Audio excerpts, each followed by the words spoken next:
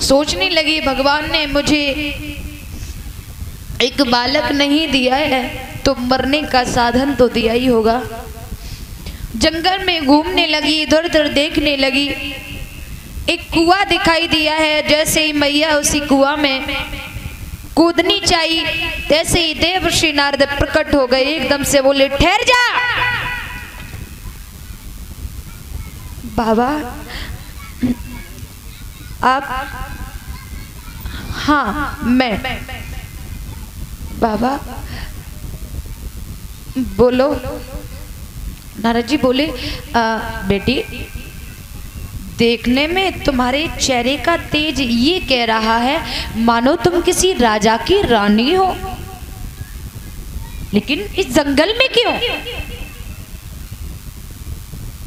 मैया कहने लगी, बाबा आपने सच पहचाना, मैं राजा की रानी हूं,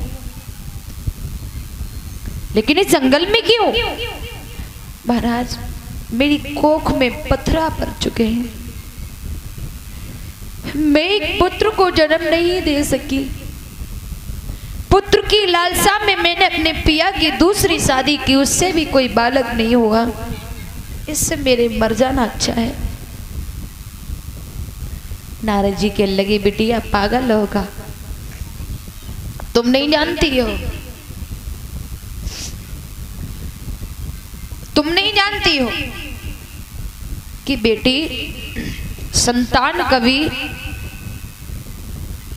स्वर्ग में नहीं ले जाती, जैसे कर्म करोगी वैसा फल प्राप्त होगा। ये तुम्हें किसने फैला दिया कि संतान स्वर्ग ले जाती है? रानी कहने लगी, बाबा बात ये नहीं है, बात ये है